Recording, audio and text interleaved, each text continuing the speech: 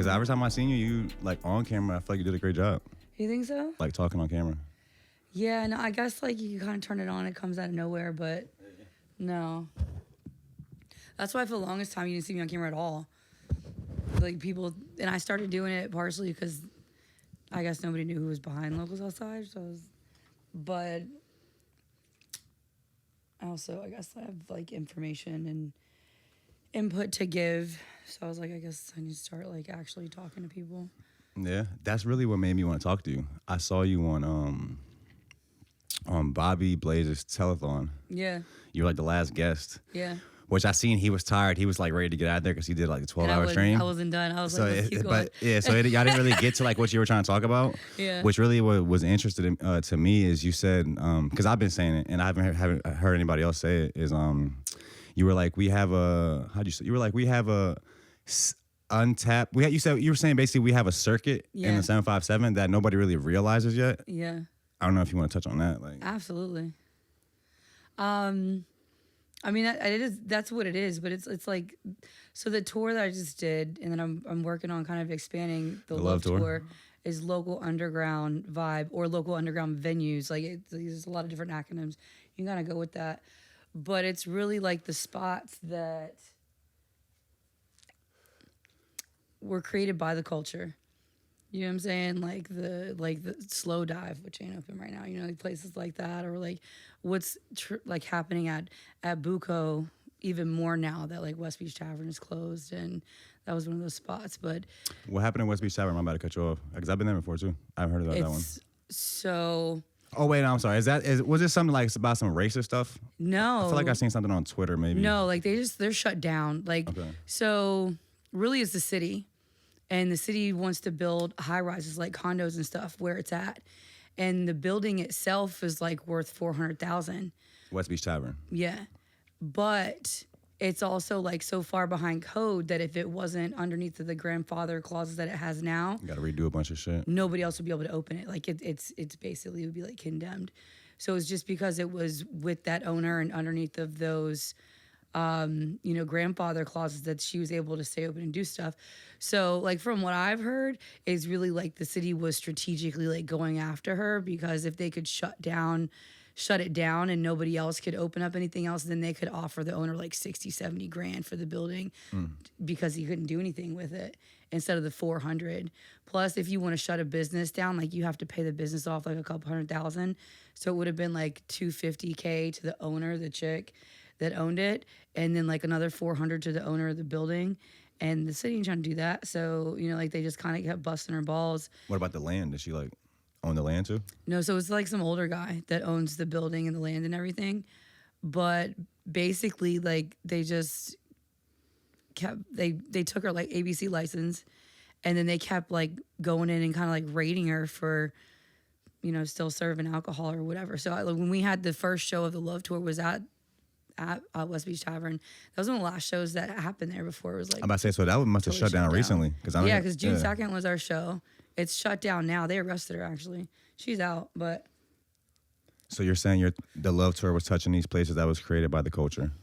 Yeah, because really it's like to bring more awareness and light to the spots that are kind of created by the creatives for opportunities that didn't really exist. You know what I'm saying? Like, so you have a lot of venues that do nights or they do karaoke or open mic or something like that. Not a whole lot, especially like in the hip hop market, but that's like run by the venue. Like it's very, just historically speaking, it's very hard to be able to do what you want to do because like you're always underneath of someone else's. Think about downtown Norfolk. You know what I'm saying? Now it's like basically totally shut down because they pulled people's CUP licenses and all that. But even before that, it was still very hard to do the type of shows that you see happening all the time now, the stuff that we see at the Bunker or at Buco or like Marv P, and them doing stuff over at Smart Mouth Brewery and things like that. Like you didn't see those types of events for a really long time.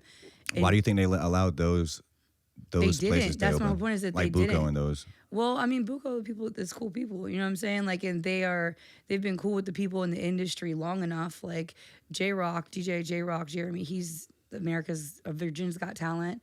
Pass the Aux, those are his platforms. He's been working with Buco for years. So like they are more, they're just kind of a little bit more tapped in to the community and the culture, and that's like a Filipino owned place, you know what I'm saying? So that's like Filipinos like right next to, I mean, like the Black culture and community, they're a little bit more open to that sort of thing. And that's what I've been trying to work on, that at the oceanfront, because it's so like old white money, you know what I'm saying? And like people who are stuck in their ways, and they know that they can pay very little for a DJ and have entertainment, and they're not really open to new opportunities or giving creatives an opportunity unless they already can proved that they can pull X amount of people or whatever. So they'll pay cover bands, $1,500, $2,000 a gig to be, like out there and just play cover music, but they won't even give original artists a chance because it's not worth it to them. You know what I'm saying? Yeah, I think that's because like cover bands, you can enjoy them on accident. So like they're usually at, They're usually at like cover bands. I noticed they're usually at like just random bars and shit, right? Where people are really going there to drink, and then like the live entertainment is just like a bonus. But people out here, from what I've noticed, aren't really like, the regular person isn't really like accustomed to going out to enjoy live entertainment. They'd rather just go get fucked up or something. And like that's why I feel like Colt. I don't know if you know Colt that does Disc Freak. I feel like their shows are the best that I've been to out here for, as far as like just the vibe and going out, as far as the vibe, and also something that like an everyday person out here would enjoy that doesn't like know anything about the creative shit. You want to keep it in? I'm good right now. I feel like they do it the best, Disc Freak, because they pretty much run it like just like a party. It's really a DJ spinning and you just vibing there, but then they introduce like artists, like maybe like 1 or 2 artists, 3 artists throughout the night that might do a couple songs, but it's not like, it doesn't tire you out, because as a fan going to a show, even if you're like a huge fan of the music that's there, you get fatigued from being like paying attention to somebody performing all night.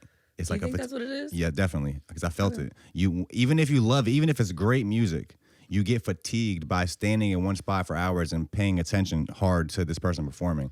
So that's why I feel like Disc Freak, they do a good job at setting the vibe where you have a lot of fun that night, and also putting you into a zone where you're already having fun. So when they introduce the artist, it's like a fresh thing. You're already in your vibe, so you're gonna accept it more. Like, you know what I mean?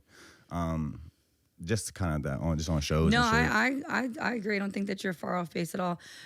When we did, so I did strategically a couple of different types of shows in different locations with the Love Tour last month, and that was the intention with Charm Lounge. So a lot of times you see showcases, they're typically on weekdays.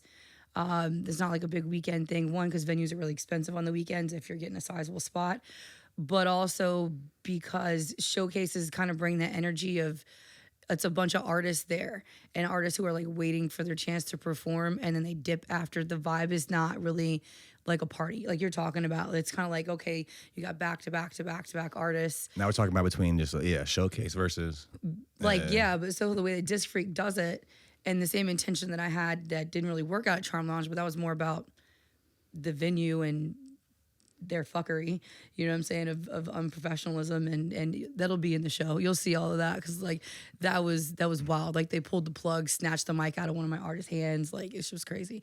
But the intention of that was doing it on a Saturday night when they already have a club presence. They already have what I was told, like 100 and 120 walk through on a Saturday, no matter what, because it's a club, right? So we did the show there and kind of was trying to do that as a hybrid. So you actually have an energy and an audience that are there like partying, having a good time. It's not just the artist coming in there, sitting, waiting their turn, or a music review where you got like, giving feedback or whatever.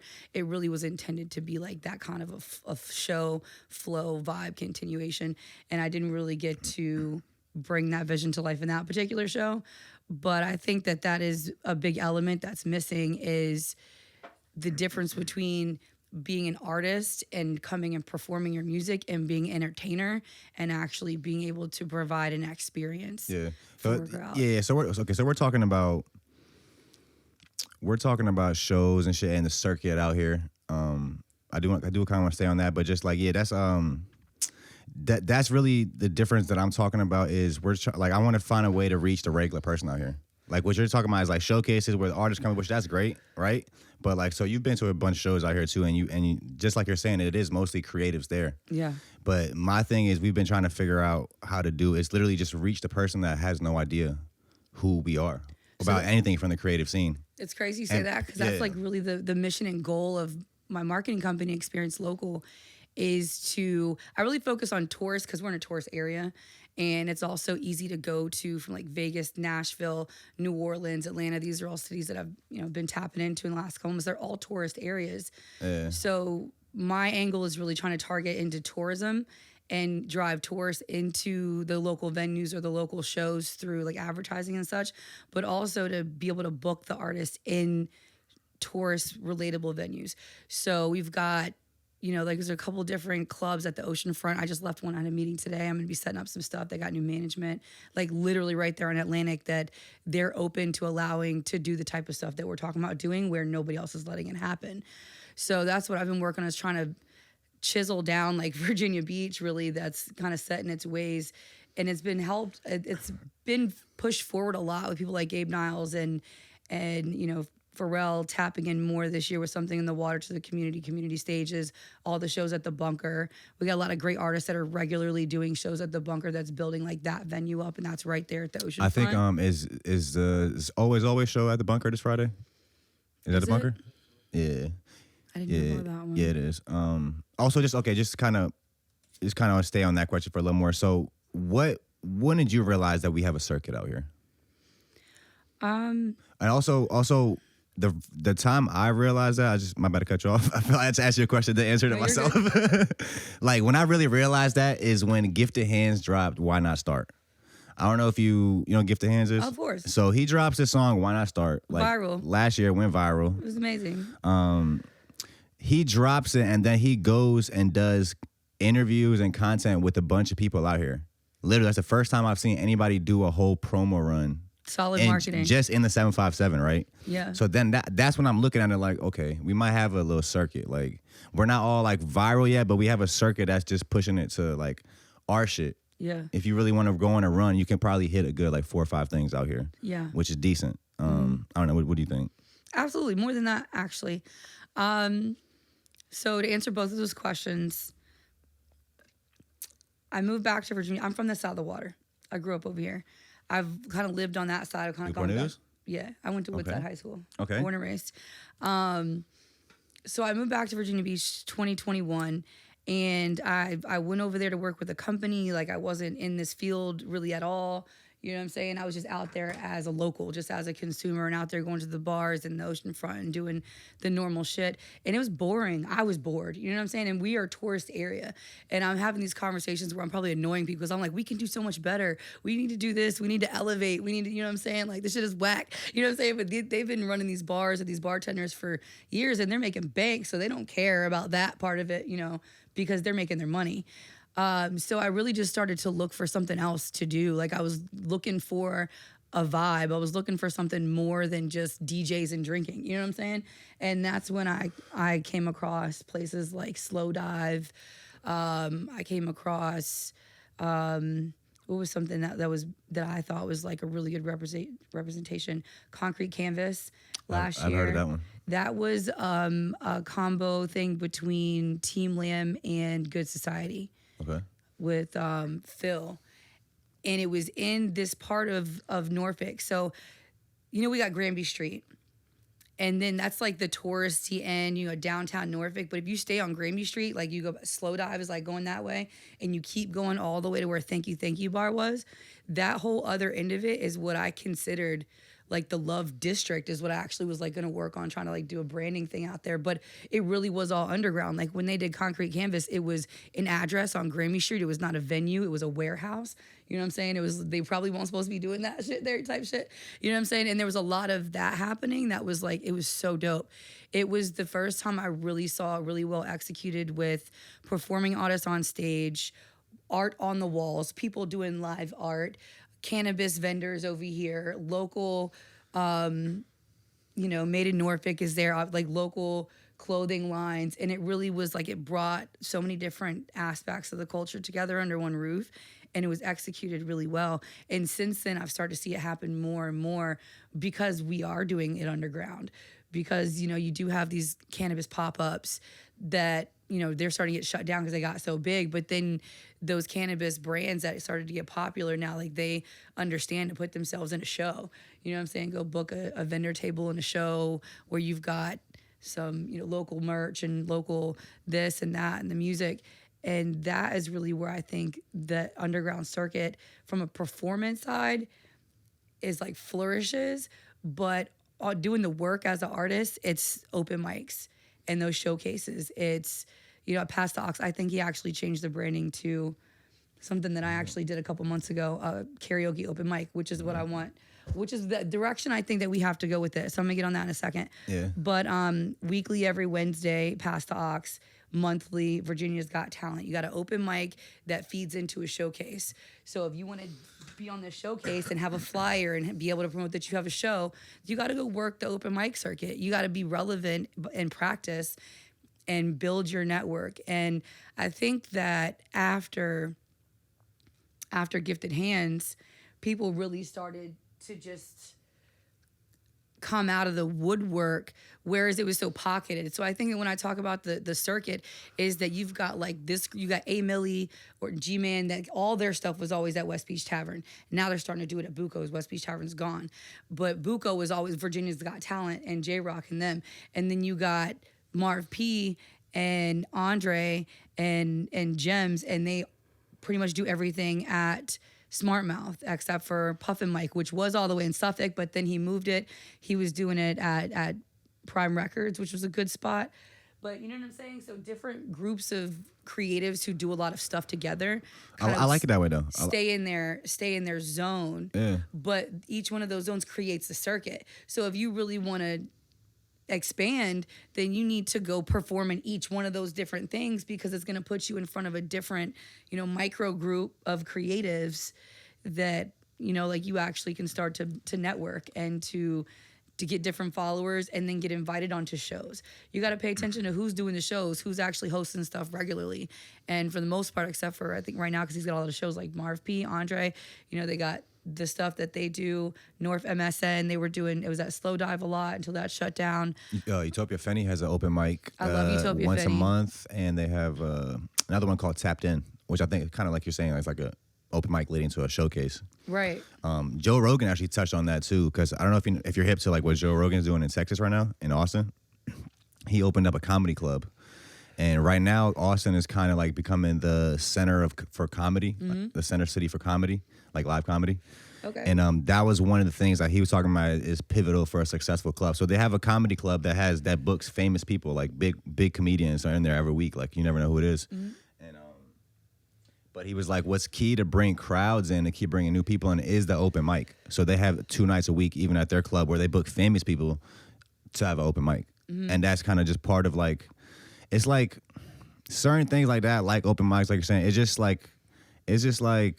like a seed almost, or like anybody can come water it, or it's like, I don't know. Also, yeah, I do agree. Like you said, like open mics is the way to go. You want to practice. You want to go around. If you're an artist, it's like you get practice. You can network. You can fucking get noticed. Absolutely. I've seen a few people that are like at open mics, and then you start seeing them get booked. Yeah. You know what I'm saying? Because the people who are booking people are the ones who are hosting the open mics. Yeah. That's the circuit that I'm talking about, is that you've got access points to opportunity.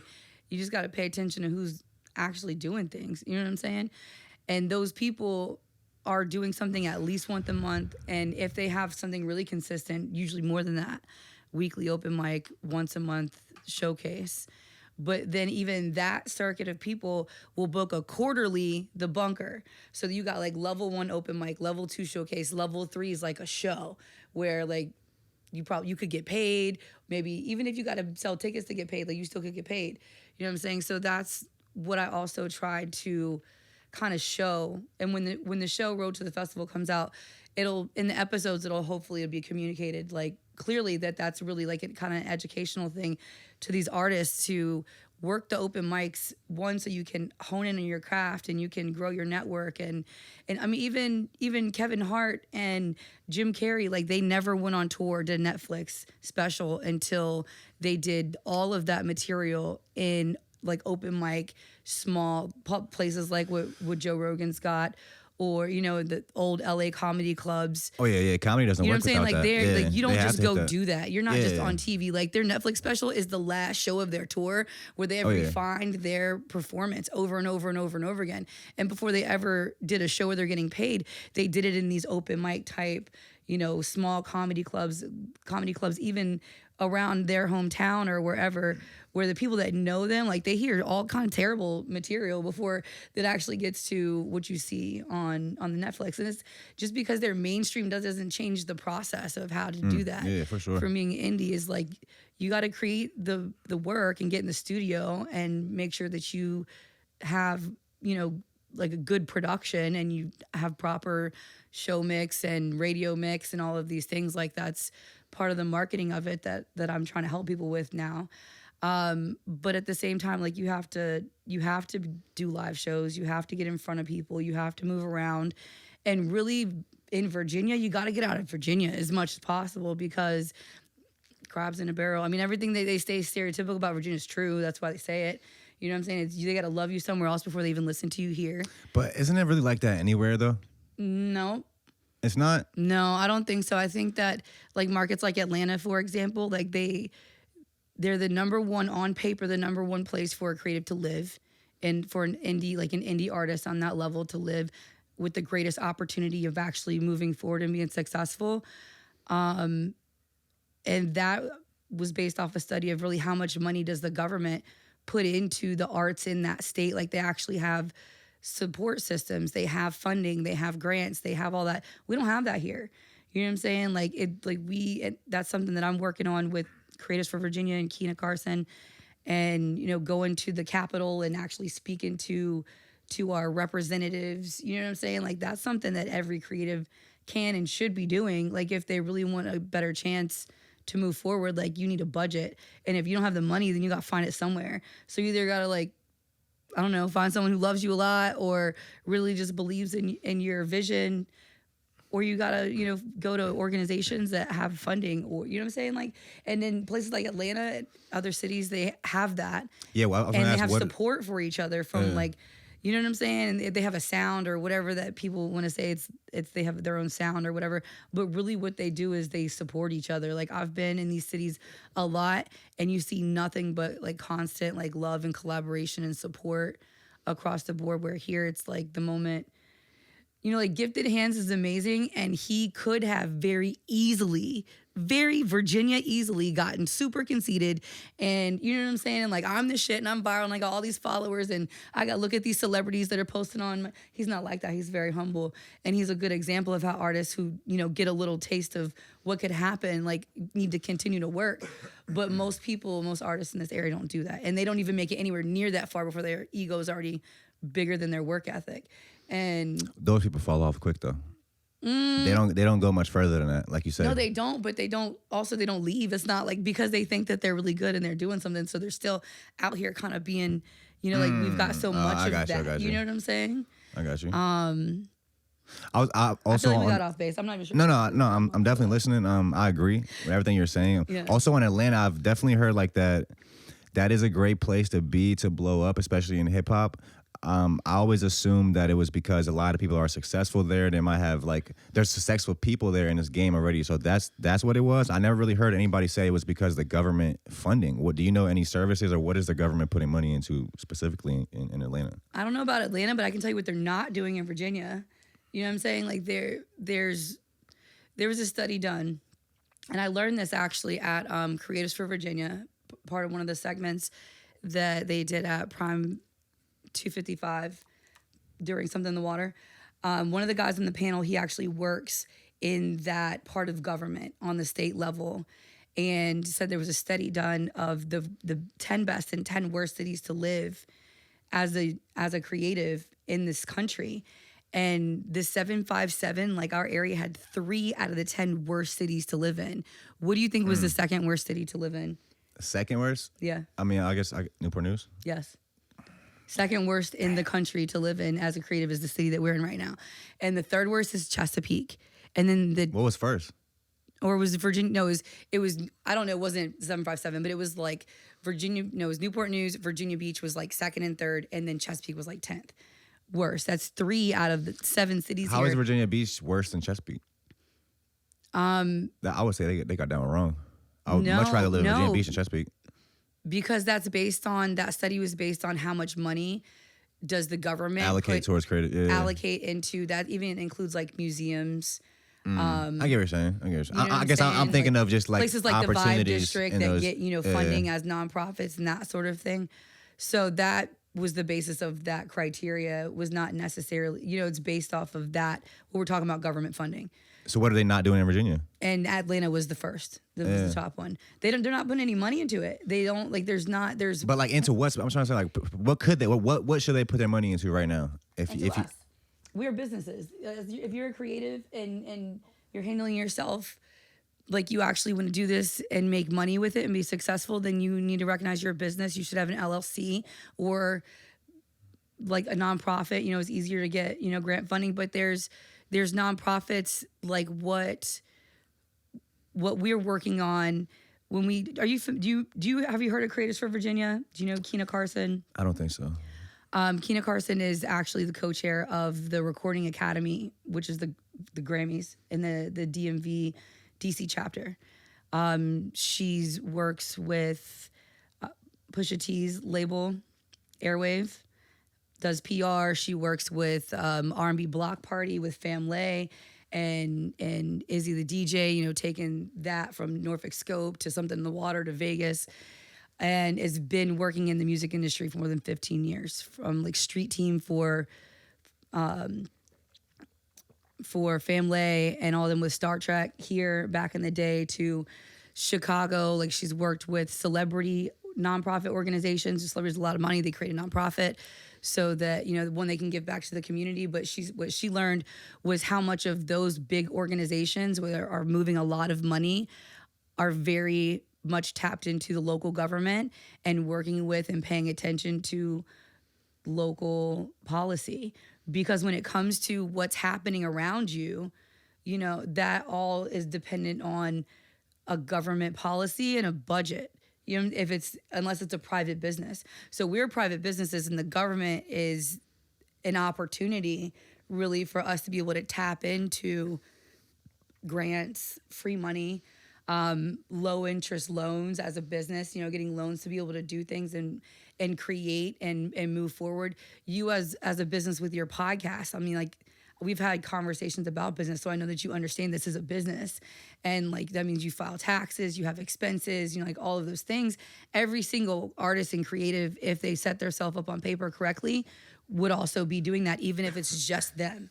You know what I'm saying? So when we went to the Capitol the first time, I don't remember, during the summertime, took a bus full of people. Batman, Dark Knight Entertainment, he works with Keena closely. He was there on that. Marquita, Bianca, representing fashion in the dance world. There were people from not just music, like all different forms of creation that went and lobbied on the Hill and talked to the delegates about, pass this bill. So we got to put a bill up that says that we want the government to fund someone like me or you putting in an application for $20,000 so that we can take that $20,000 and put it into our business so that we can create art in Virginia, period. So whatever you choose that to be is like your production of an episode or someone painting a picture during a mural. That all takes a lot of money. You know what I mean? Like I sunk a ton of money just in doing a tour, 5, 6, locations within a month or not within a month. It doesn't matter. Like every single one of those at a time is thousands of dollars.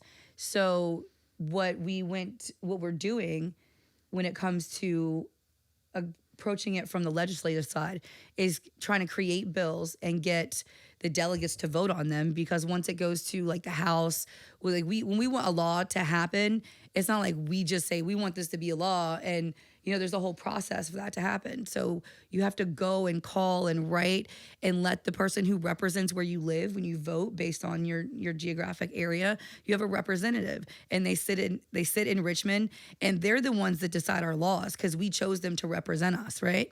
But you can also write and talk to and call and go see freely your representative and tell them what you want. You know what I'm saying? So it's literally takes people to do that, to go to Richmond or to use the platform like your podcast, or, you know, to do a live show and talk about it, you know, like when you have a captive audience, to really tell people like you need to vote. You know, like this Brandon, what's his name? I forget his last name, but he just ran for like a House, a delegate seat, and he came in second. And he literally like was the type of person that was running for the people, for this culture and community, had Batman speaking at his rally about, you know, vote for him and help to raise money and all of that for his campaign. Brandon who? Hutchins. Yeah, I was thinking Hutchins, Brandon Hutchins, Virginia Beach. And he didn't win. The Republican candidate for like that seat, that could have been a Democratic seat, that could have been someone that we know that they're listening, and that's him on the Instagram, and we can say what we want, and he's actually gonna go, just like Jackie, I'm not sure her last name is Jackie, but she's a representative from Norfolk that Keena's been working with, that like really was the one that pulled us into the Capitol, and literally had all of these creatives in this room and said, this is how you lobby. And like literally teaching regular people like me, I've never lobbied before. I'm in my mid 30s, you know what I'm saying? And I've never gone to the Capitol and been like, I think this is important and you need to listen to me. But I did that, and it was so cool. You know what I'm saying? Like, to be able to, like, we kind of stormed the building and caused a disruption. You know what I'm saying? And you have to do that over and over again to create change.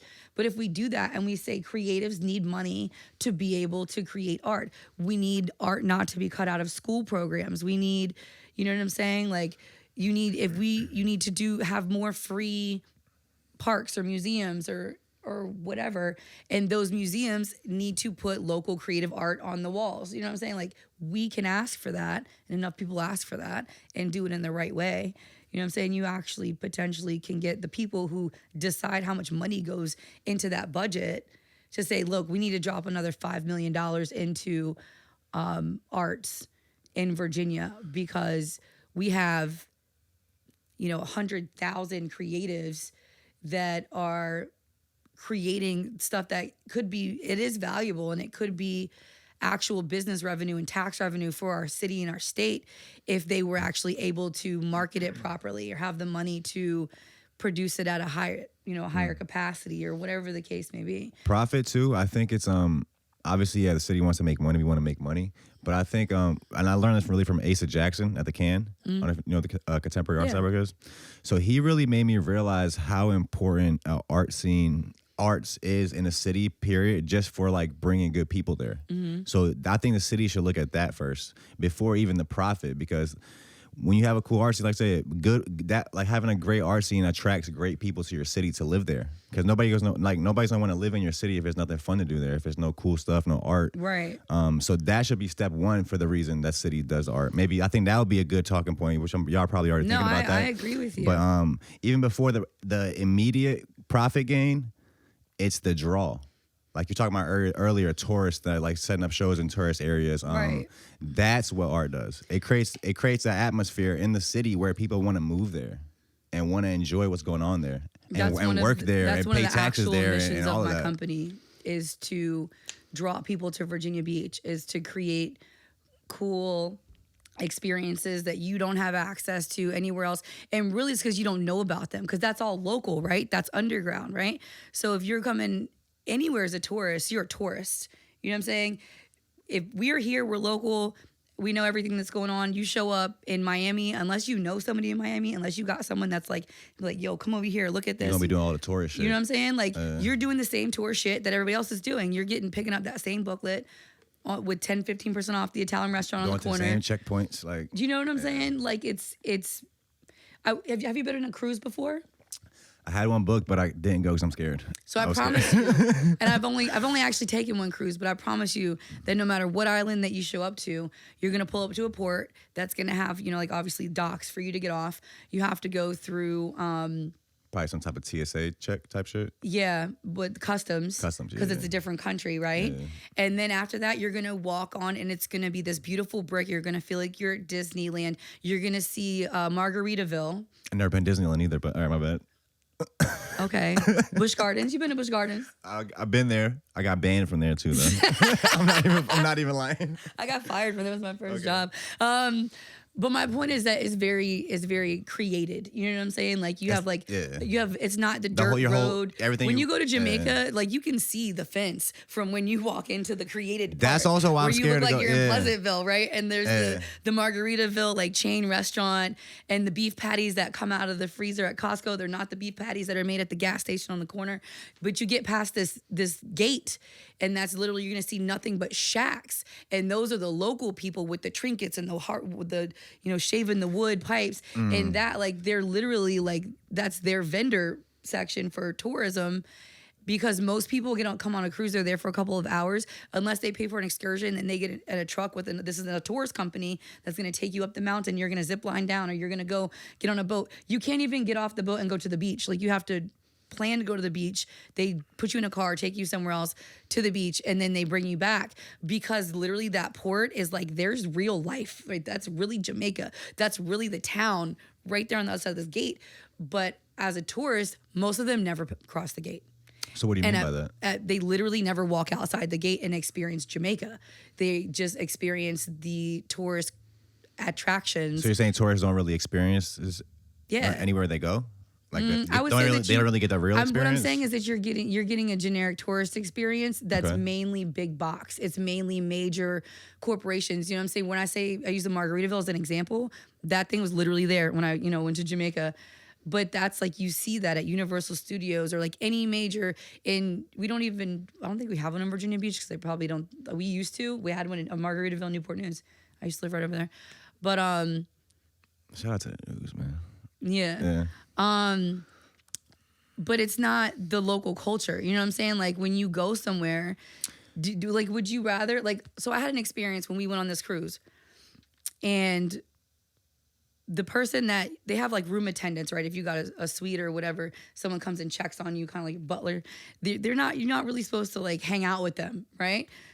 But we got in a cab and went, into the town and went to his wife's house and she cooked us fresh fish and the kids are running around and there's like, like the wire and out the back door where they're drying their clothes and it's all big ceramic tile. That's how they live. And that was in a gated community. You know what I'm saying? Like, but we went into the town, into the neighborhood and we stopped at the gas station because his cousin or boy is the taxi driver that came and picked us up. Took us to the gas station where the best beef patties are that they make by hand. You know what I'm saying? Took us back. My phone fell out of the bag in the car. And dude literally came all the way back to the boat and brought me my phone back. It was that I got like an immersion into that local experience with like real people. It wasn't that like the facade that you get when what a company thinks you're going to pay for when you go on vacation. You know what I'm saying? Or what you pay for, because it's like when you go to the movies, you go to a concert and it's $20 a beer and you have no other option. You know what I'm saying? They have a capitalism around what you can do because you're not willing to go the extra mile to go outside of that gate that you don't know if you're safe, that you don't know where to go, you don't know what to do. You know what I'm saying? So here it's not like it's a safe thing. We're in Virginia Beach, but that's what I'm working on and doing with Experience Local is actually creating those exclusive experiences like a skate tour that literally I have one of my closest friends who's literally like even been on like lived on the street at the beach like they have a route and I'm booking tours for people who come here to go on with him, that person, that local, to take them on a skate tour route down the boardwalk and past these murals and all through this thing. Rollerblading? Huh? Rollerblading, roller skating. I mean, anything on wheels, you could do it. But he's a skateboarder. You know what I'm saying? Like we're talking about, this is the beach, with skateboarders and BMX and that kind of thing. You know what I'm saying?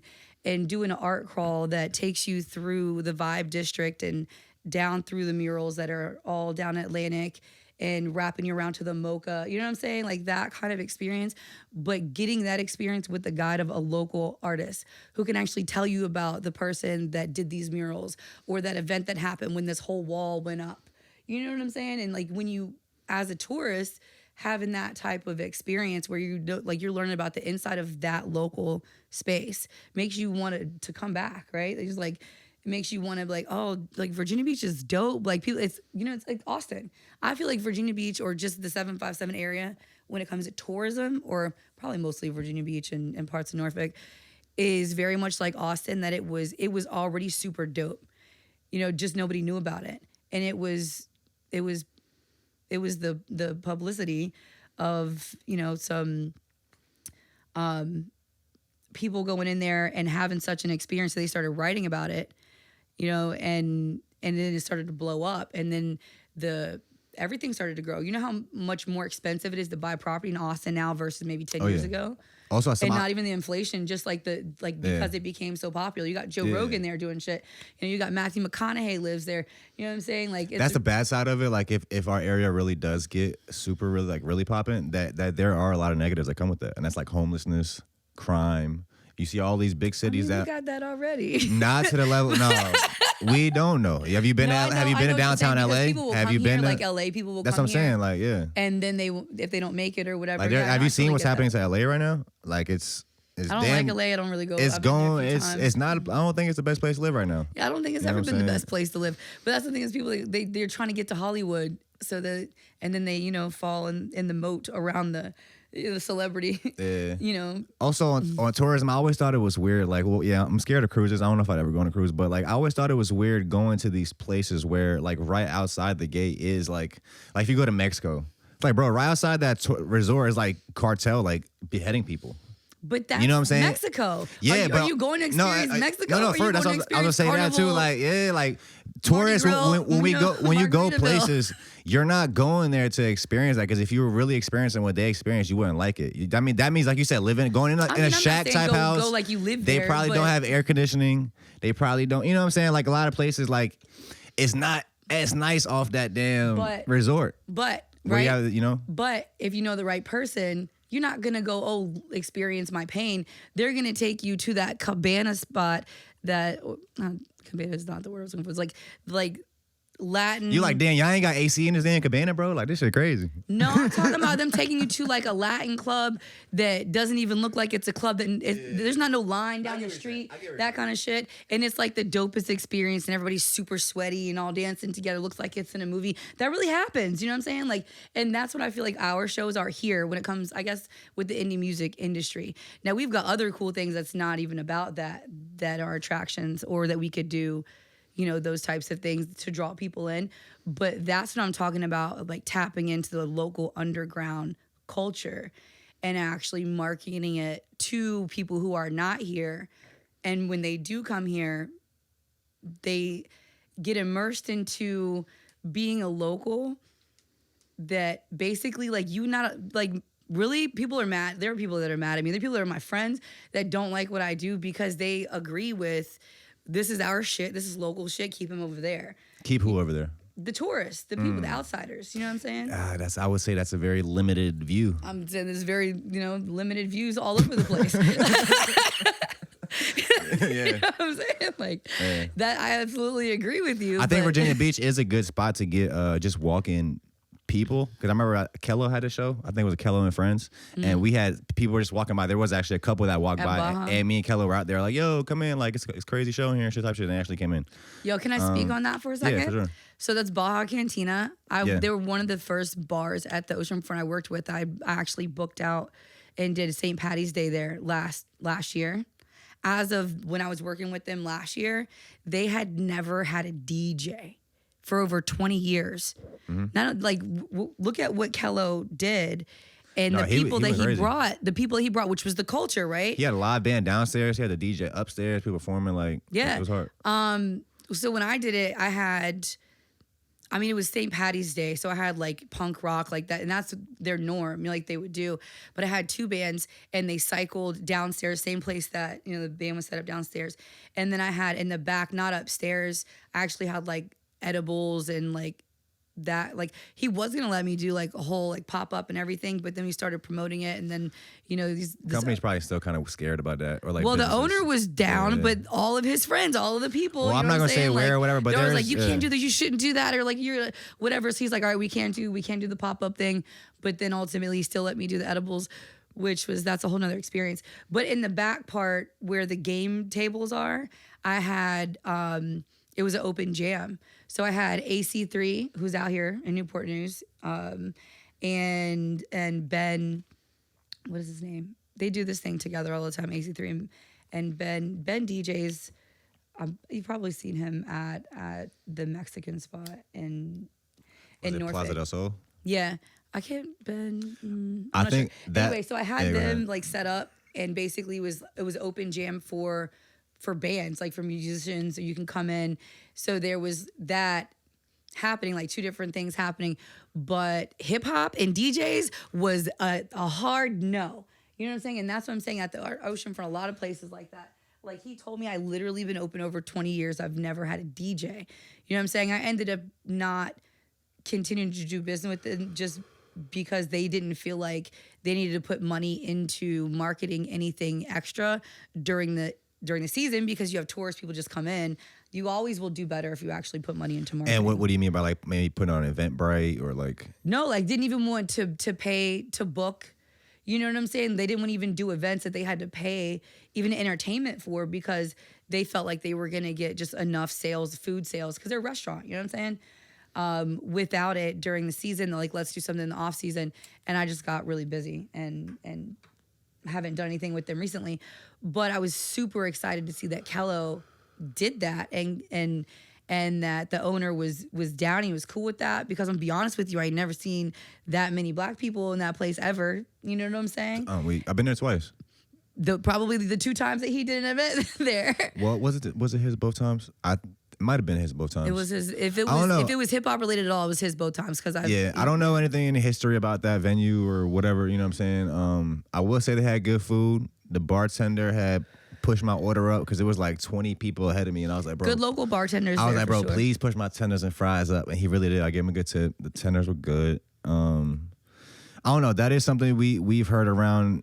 I'm sure that happens in every area, but there's, you hear about the venues that don't want anything to do with hip hop, shit like that. Well, they're scared they're scared of what could happen, of the risk. So the reason I pointed that out was because it went really well. And obviously he did another show again. It went really well. I don't think Baja seen that many people in there at one time. Yeah, it was packed to shit. Unless if they book a band and pay a band and do that. I really like that upstairs but it's section. still as far it feels as like some real underground shit. Like it's like right? You know what I'm talking about? It's like not that big. Yeah, there's a whole big ass screen TV. Yeah. We were talking about doing like show viewings, like viewing parties and stuff for shows up there. You could do all kinds of stuff in a space like that, especially when the ownership is open to creativity, which he is. And that's like why I mentioned is because we need more places like that to even give it a chance. So I've got a couple I'm working with. I got some things in the works. But at the same time, it's like they never want to try anything new or do anything during season. So we got to wait till the off season. Because what's the off season, like winter? Basically outside of, you got Memorial Weekend to Labor Day weekend is like the main season.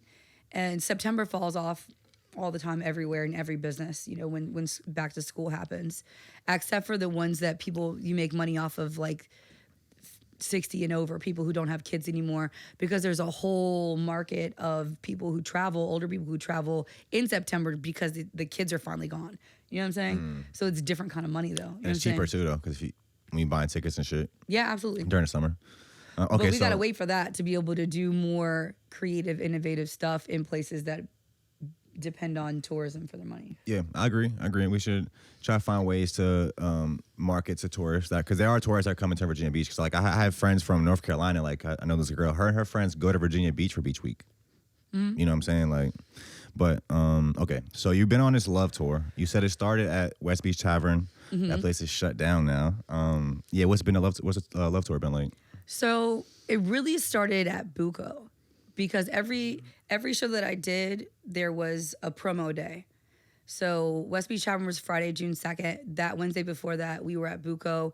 We had Boog from Local Legends 757, that podcast. I'm not sure if you are familiar, but you should check it out if you haven't. He came out and did interviews with some of the artists who had purchased the marketing. I did marketing packages where they could get, their recaps, their flyers. Everybody got a flyer no matter what, obviously. but the interviews, like multiple interviews. So we started actually with the promo on a open mic night on Past the Aux, where the artists got to go perform. We got, like that's DJ J Rock, G Lit host that.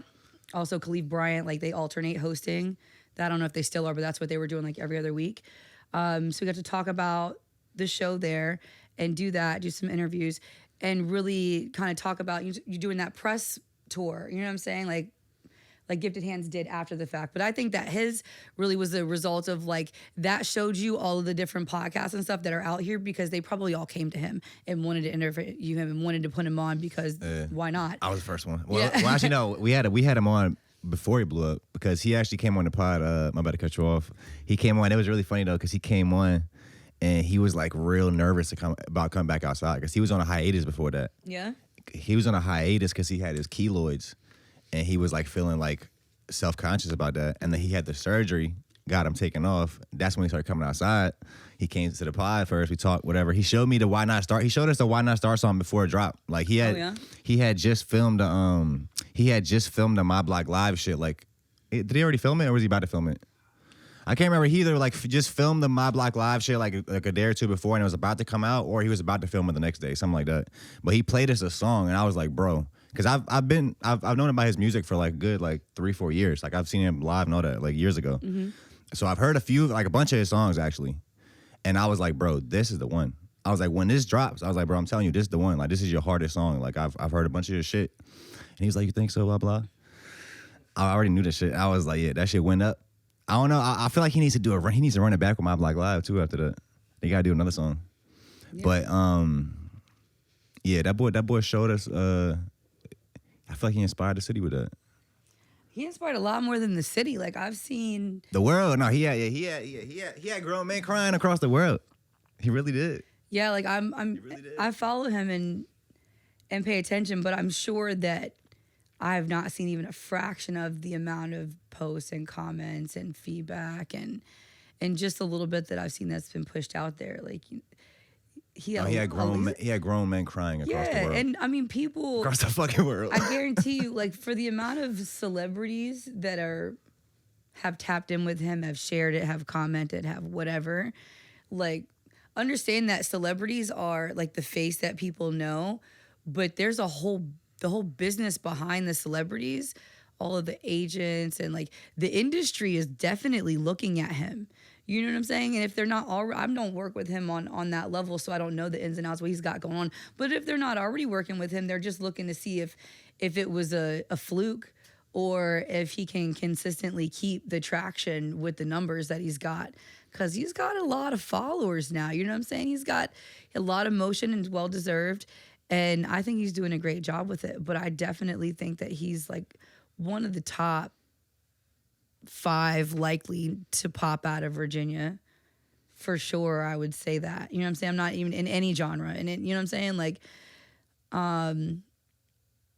yeah. I think he's already has popped out of Virginia, right? No, now it's just about the sustainability. I'm saying top 5 to pop, period. Oh, I got you. Comes out of Virginia.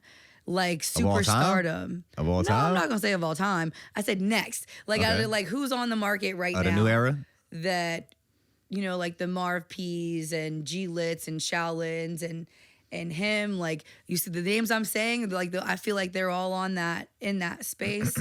Mere Driver, you know what I'm saying? Like I think Gifted is I think he's like a breath of fresh air, because he brought this shit to me like back to like a personal level. It's like we see rappers pop, and it's about, which I kind of think that's over, and that's corny now to me. Like, the bravado, I'm the best, being too cool and shit. I think that's kind of over now. Like if you're not really authentically a good person, I don't really see you winning like that. Right. People are gonna get through the cracks, but I think I see a lot of good people winning from here on out. So Gifted Hands is one of those people that really just, I think, brought it all back down to like a real human level. Like, okay, we don't care about the chains, this and that, the negative shit. It's like there's no negative stuff around his name. So you saw just kind of talent and positivity get a shot, right? Mm-hmm. There was no beefs, no fucking drama, no, you know what I mean? Like, he has a very unique situation. Huh? No cussing. Every time I just sent him. You know what? I was thinking about Will Smith as you're talking about it, and I was thinking about like like how he kind of like basically kind of takes it back to that like old school hip hop of like. Not even. I feel like. I'm not gonna say the style. You know of who he music. reminds me of a little bit. About the fact that he can. It's like he's actually talking about something. He's not cursing. Yeah. It's like, you know what I'm saying. It's He's like spreading love. It's like on a Literally. on a like a Tupac level. Like it's like there's a message that gets pushed through the music, and his is really like hope and believing in yourself. And then when you look at him and see him, and it's like. You kind of like you're obviously inspired that someone who has, you know, obviously had to live through a lot of adversities, that they're have that hope for themselves, figuring that shit out, like, and that positive attitude and that like look, like why not start, man? Like we've been through a lot of shit at this point, but all we can do is try again, try something new. Like you got to start today. You got to, and that relates to everybody. So it's like he can relate to anybody's can like, you know, feel that, but then at the same time it's like, yo, we have no reason not to be doing better, you know, like taking yourself to the next level. And I feel like that's what he speaks with in that song is really like, you know, like I had to understand I had to get out of my own way, and like the hardest bite, you know, bullet to bite is understanding that that's what it is, that I'm in my own way. And when you start to like take responsibility and say like, oh, okay, well, I'm going to do the work and then let's see what happens. And like that literally happened for him through that song.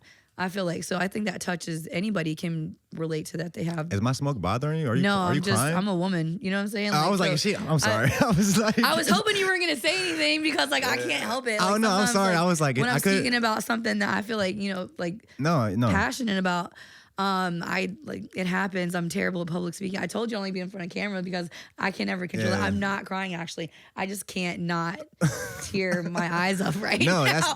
That's a great. Give me the blood back. No, he brought. That's what he did. Exactly, you're kind of proving the point of exactly what Gifted Hands does and what he did. Like he just brought it back to a real level. Yeah, we got really superficial with this shit for a while, and he brought that shit back down to a human level.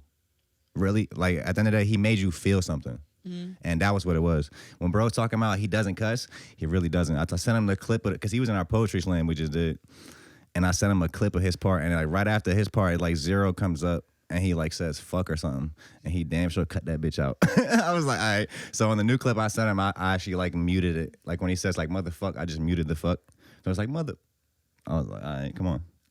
But I'm sure yeah, that boy's crazy with it, man. Hell yeah. Shout out that boy Gifted. So, okay, so we talking about the Love Tour. You kind of jumping around a little bit. We've been talking about it's over now, right? So yes and no. So the Love Tour Virginia edition, which really, my intention initially was there was 4 shows in the 757, and that was Richmond and DC, all in June. I know I'm crazy. No, you're good. Would you like a napkin or paper towel or something? No, I'm good. Okay. Why do I have like, is my mascara? No, you're good. No, you look great. But that was the Virginia edition, 757 VA edition of really, how do I put this? So there's like bigger things happening. You know what I'm saying? Like the tour is the tour and it is shows, but it is also filming for a TV series, you know, like a documentary and like a reality show content. Okay. That's Road to the Festival. And then it's also building up to another festival that doesn't exist yet, that is being created. The Love Fest is in creation through the process of the Love Tour. And the locations that I had selected strategically for that was really carving out the footprint of where the festival is going to be in the future, potentially. So that's not exactly those locations. Obviously, West Beach Tavern is not going to exist then. And I'm definitely not doing it at Charm Lounge. I'll put that shit on record right now. I've, did business with them for over a year and will not be anymore after the experience that I had actually, doing business with them. Wait, Charm though? Yeah, no, I mean, I'm going to be honest with you. Like, I'm from Newport News. I'm all about, this is why I literally put the tour at Charmed, because I wanted to help put it on the map in the circuit. And it is a good venue. That Charmed is in Hampton, right? It's technically Hampton, but it's basically Pocosin. It's like, like Hampton, Pocosin. I've been there. Yeah. Yeah, it's like you're not in the middle of nowhere, man. Like, like that's Pretty much. It's Yeah.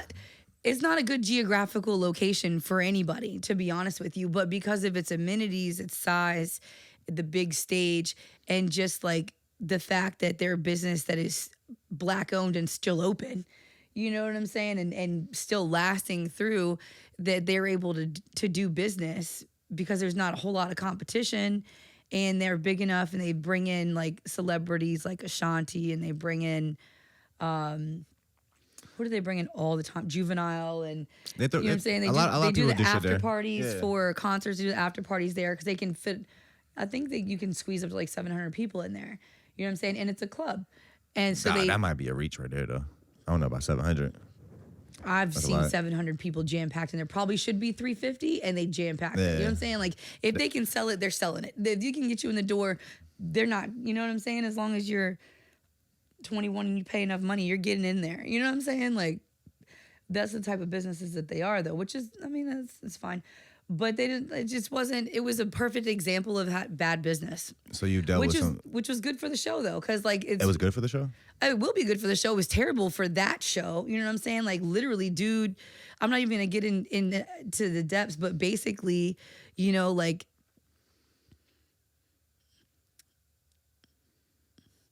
by the end of it, like, dude, basically, he stole my cash box. You know what I mean? Like, took the door money, like, completely disrespected the show, took the mic out of AC3's hand and pulled the plug on the music, like completely unprofessional. You know what I'm saying? Get the fuck out. Get that bitch out of here type shit. You know what I'm saying? Like, that's not how you handle business, period, no matter what the situation is. You know what I'm saying? And we weren't, the people, they were literally turning, the security guards outside were literally turning away the club people that I told you I was trying to like create, like execute that vision of taking the showcase. With the walk-ins. The showcase hours is early. Like, I had the place pretty much full, not full hundreds of people, but full visibly by 11 o'clock. That's your showcase hours, right? Like, the doors open at 8. But the thing is, the talent was scheduled to go throughout with the intention that the club people will start rolling in. And I had strategic people placed there that would be good for that. I had Little Stupid, you know what I'm saying? For example, who's getting a lot of traction and I feel like I actually just met that dude recently. He's been popping up on a few shows and things lately. He was selected. There was a show I actually met him at Charmed. Is he from somewhere else? Is he from like? He's from Shreveport, Louisiana. Yeah, I met him literally at Charmed last time I was there. Yeah. He never even got to perform. I had a couple artists come down from Richmond.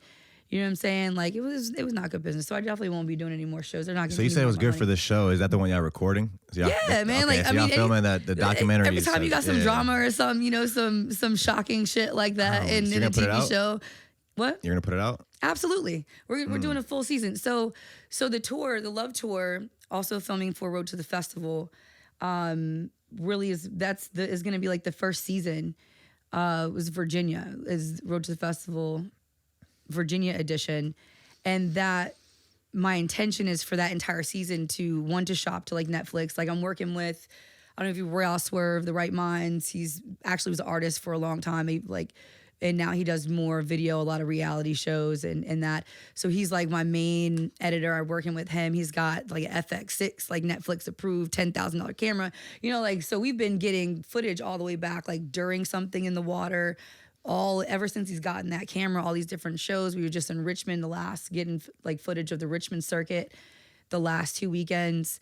All of the shows. So it's gonna be like I'm going for like 10 episodes, whole first season, that comes out of the tour that we just did, basically through this festival season. Because it's not just the tour, it was really trying to identify and carve out the circuit. So we did a draft, first of all. So it wasn't like you got on the show just because like I wanted you to be there. You know what I'm saying? I opened up a draft. Who do you think are the top 30 artists in Virginia? If you feel like you're in the top 30, put yourself on the list. But if you only put yourself on the list, I'm not accepting your submission, because that's that selfish shit. Like, you have an opportunity to nominate up to 30 people in 2 different drafts. So I split them up. So it was like the Marv P's, G-Lits, like people who already have been on festival stages, already are like for sure they should be on another festival stage, was like a whole separate category to make sure it opened up for the artists that haven't really had a chance to get seen yet, but have the talent. They've been working the open mics. They're out here building, traction, obviously because they're getting nominated, but they're also, I was asking the people who created the platforms, who do the open mics, the showcase, Marv P, Amir Driver, G Lit, those people, like, who do you think that's out here working this circuit deserves to open for you? You know what I'm saying? Who do you think is ready for something in the water community stage? Or we're building ECSC right now. I'm working with Gabe Niles for East Coast Surf Championships, longest running surf championships in the world, 61 years. Last week of August, every year on the ocean front. It was actually the first festival after COVID, first festival in 500 days on the beach last year. And we did a 4-day Odyssey concert series, 4 days, big national concert. The city put $750,000. That's what I'm talking about with the government. The city paid $750,000 to artists to come to perform. And then Odyssey built like a $300,000 stage and invested more into it to actually like run it and select the artists and do all of that. So on what were some of the big name artists that came? Trying to think like what artists were worth like that much. Well, it was 4 days of of shows every evening, at least 4, 5, 6 artists. So it wasn't even that there was any one that was worth a ridiculous amount, but that's what they could curate to try to target, like the people who got to decide who were up there, is based off a surf competition. So it was more like rock bands. Young Gravy was probably like the most hip hop. Charlotte something, she's actually from Chesapeake, but she's pop mainstream, can't remember her name. I think it's Charlotte something. She was there, she did really good. I keep wanting to say 311, but it wasn't. It was bands like that, like older, like 90s, 2000s. Actually Trap House Coda performed. He was one of the openers. But even with that, like when he was on stage, I was running the gate, working with Odyssey, like the actual ticket, like the people coming through the ticketing, the gate, and security and all of that. I was in charge of that whole thing on the bike path of the boardwalk. There was nobody on the beach when they put Trap House Coda on stage because they were all stuck in this line that went all the way down like 2 blocks down the boardwalk trying to go through security because they had them on so early. You know what I'm saying? So this year actually is all indie. The JCs, the Virginia Beach JCs, is the nonprofit that owns the Surf Championship. I'm VP of Community Development on that. I work right next to Nate Crosland, owner of Midnight Media, who works with Gabe and Raisa with Where the Heart Is and Love at First Sight with Something in the Water and all of that. He's actually one of my partner in developing out the TV series, is with me and him in Midnight Media. But him and then Jaquita Clark Thompson, she does marketing for a lot of the restaurants out there. They're actually the co-chairs of ECSC. It's the first time ever in 61 years that there's been a Black chairman of this festival. And there's 2 of them because Jaquita is Black and Nate is, I think he's mixed. But then they hired Gabe to actually curate the festival, which is happening right now. Like he's already announced Trap House Coda is coming back. He's announced a few bands because it is still like, surf. It's not going to be all hip hop. You know what I'm saying?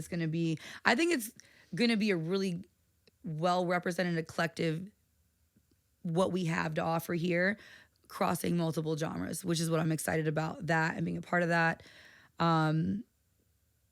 We actually were going through the song submissions because we did an open submissions for the playlist, just like they did the Something in the Water playlist. And it's me and Nate and Jaquita that are like listening to like hundreds of submissions. A lot of the people that we've talked about, like have submitted. But at the same time that I want to put like literally all these people on it, one where they're not making us, we're deciding to like limit it to a certain amount of, it's not going to be 200, a playlist of 200 songs, you know what I'm saying? So we do have to be selective, but also really trying to curate to the vibe of that festival and upbeat and action. It's an action sports festival. And is it an actual surf competition like people will be surfing? Yeah. Oh, okay. It's been like Vans has been the major I know we had waves like of that. It for a really long time. It's Coastal Edge is the title sponsor. So it's the Coastal Edge East Coast I didn't think we had like enough wave sizes, like enough waves to have a competition. So I know the surf was really crazy like that out here. It's not. The surf is not really crazy, but as far as like them being able to execute a competition and get the points and have the judges come out, it's all about what kind of level your surf competition is, how much points a pro surfer can earn off of competing in that and winning in that because they have to earn like so many points or credits from different competitions to get onto the world tour to do this or that. So it's a qualifying race. You know what I mean? It's a qualifying competition on a pro and a I call everything indie, but I don't think it's called indie surfing. Yeah, no, I like the idea of having diverse talent on the stage, like different types of talent, which will bring out a different crowd, like diverse crowd.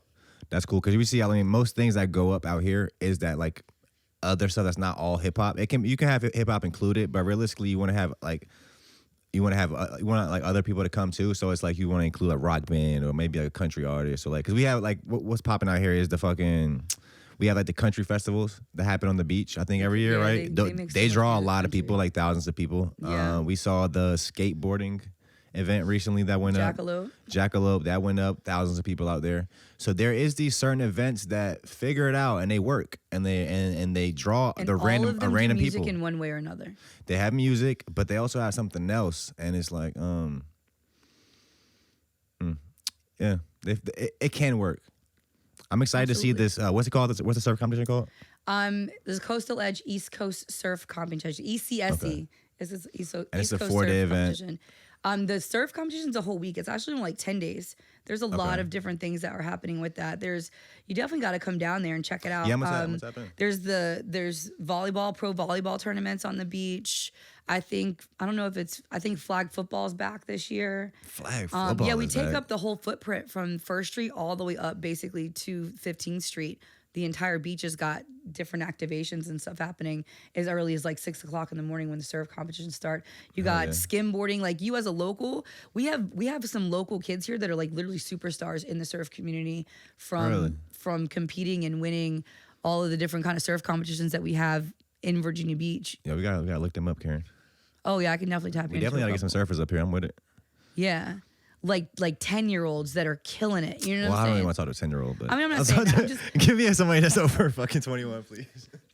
But I'm saying, those are the ones, like the younger ones get people's attention more. Yeah. But my point is that there's a range of like from beginners all the way up to pro, and people like, for instance, the Miss ECSE swimsuit competition. I think I saw you posted were you like on live? Yeah.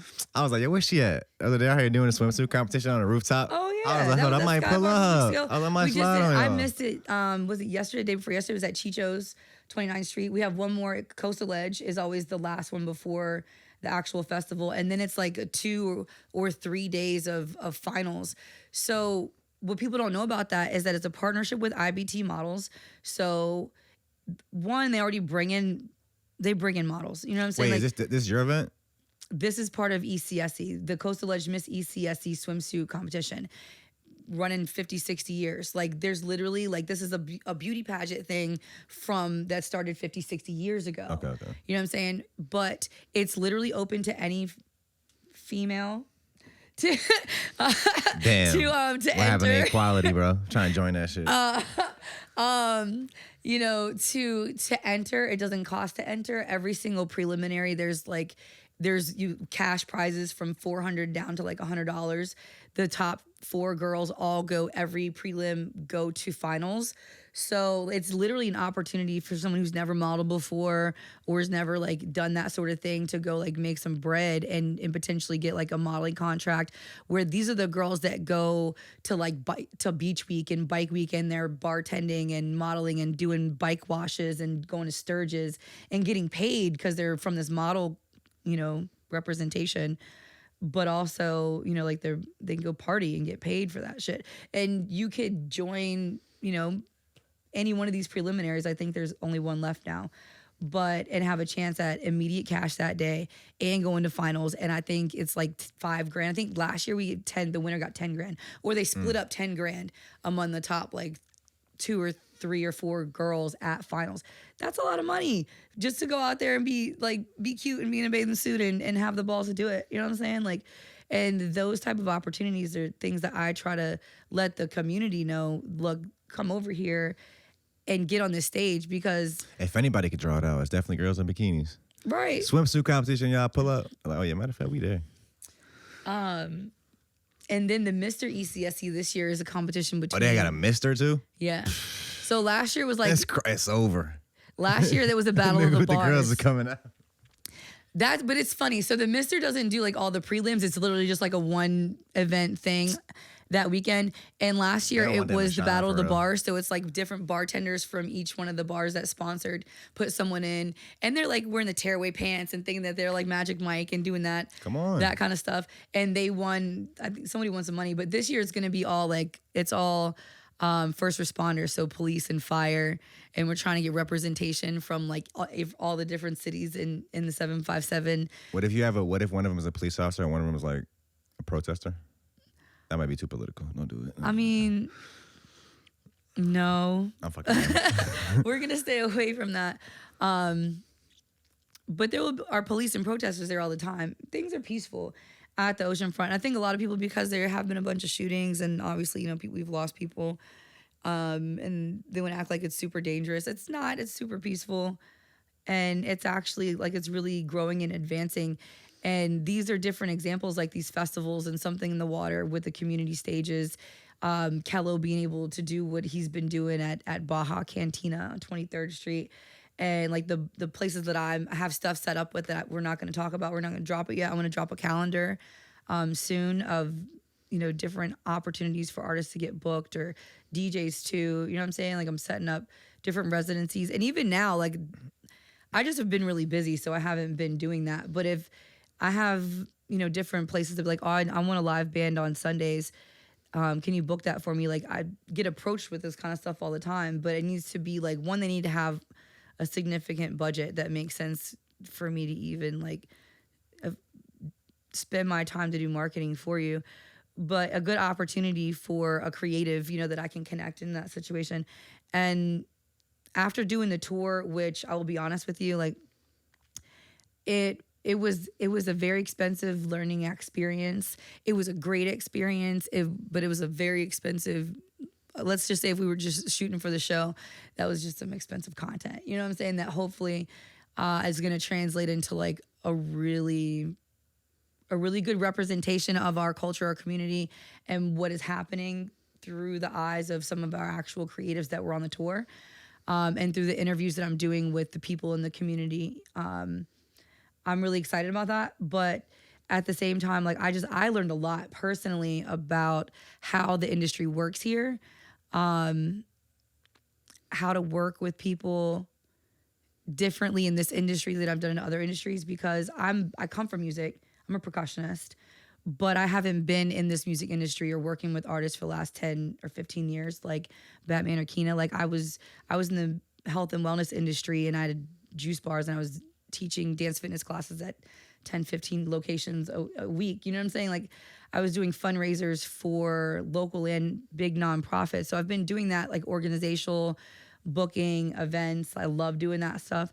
And it's just now this year that I'm like, okay, I've been supporting and kind of learning what's going on and getting tapped in and building relationships through locals outside for the last, year and a half, 2 years of like really trying to see like what's actually going on here. Like what, and we have this gem of an economy, a creative economy, and this creative network of people, from not only the musical artists to the people like media, like you and me, and the videographers, to the poets, to like, you know what I'm saying? Like, and there's that creative economy is so vast, but so underrepresented.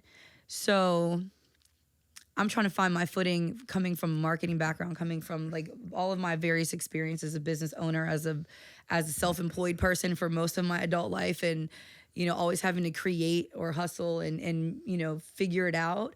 I've been doing that for a long time in different industries and business, and I'm trying to apply that to people who have a creative mission or vision or thing or whatever, but don't exactly know how to apply it or apply the business, or don't know business or understand, or that part of it. So, but it's also a massive learning experience for me, because every industry is different. And when I've talked to my mentors, like about how shows have gone, the experience of what happened with at Charm Lounge from start to finish, which I just don't want to ruin it for the show. So you got to watch it so you can see like really what happened there.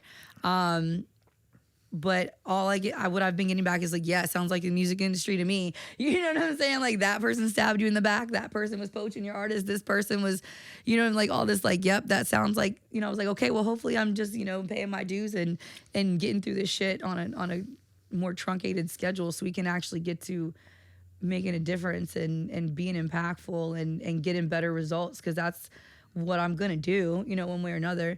Unfortunately, it didn't have the running financial, like hit the ground running that I had hoped for, as far as me at least, getting my money back from all the investments on the shows and everything. But I really think that what's gonna come to light, and hopefully what's gonna happen with the show, and being able to grow that and take the Love Tour to cities all over the country. You know what I'm saying? Because we have the same conversations that we're having, the same underground circuit by other people, like that exists in all these small towns and all of the, you know what I'm saying? Like, but then at the same time, there's other places where there's creatives that don't have a circuit and they need some help with even establishing that, and that's also what the show is for, is really to show the creatives here, like, go to these open mics, work with these people, pay, like there's going to be a lot of interviews, a lot of gems dropped, a lot of, like, this is how I got here, from the people that we are talking about that are on these major stages, that you can learn from it in the show, but also in applying that to their real life of, if you actually want to do something with this and you're not just doing it because you love it and for therapy, then, be strategic and do the work and here's the process. And that's really like a big part of it for me, is trying to help to create an infrastructure that is not complete. It's not there at all. Like, we do have the circuit, but it's not connected. The cities aren't connected. The funding's not connected. The creatives are not connected to like the resources that they need, or even knowing who they should be working with, or that they need a 16-week rollout for their single and it should have all of these factors in it. And you know what I'm saying? Like, I can give great examples of people that do that, but that's because they have a team and people that they work with and a budget. But most of the artists out here don't have any of those things, or they have one piece of those things, or like they make really good music, but they're not doing it on a professional level with, like production wise, for it to be really marketable. You know what I'm saying? Like, you can have a cool sound and be dope freestyle, but that doesn't mean that, like, it's not enough. You know what I'm anymore. saying? You can't market a product of a song and merch and a rollout, and you know what I'm saying? Like, you can make money at this and be successful as an indie artist if you know how. I love it. I don't think any one person could do it by themselves out here. Mm-hmm. It's going to take multiple brands, multiple open mics, multiple shows, like you're talking about, showcase, a bunch of different. It's going to take all of us as a collective doing our own thing, mm-hmm. and that just plays a piece into the whole thing. Yeah. As far as what happened at Charm Lounge, I mean, I think that happens everywhere. I wouldn't put that on just, what I'm saying, this area, which you're not. I'm not saying you are. That happens everywhere. There's people that do good and bad business everywhere.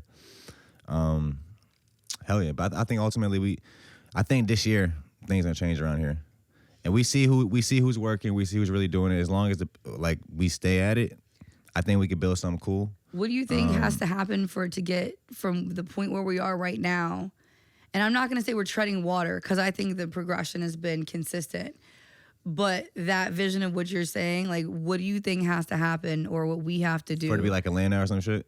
Well, for it to get to even the point that what you're talking about, like the vision that you have.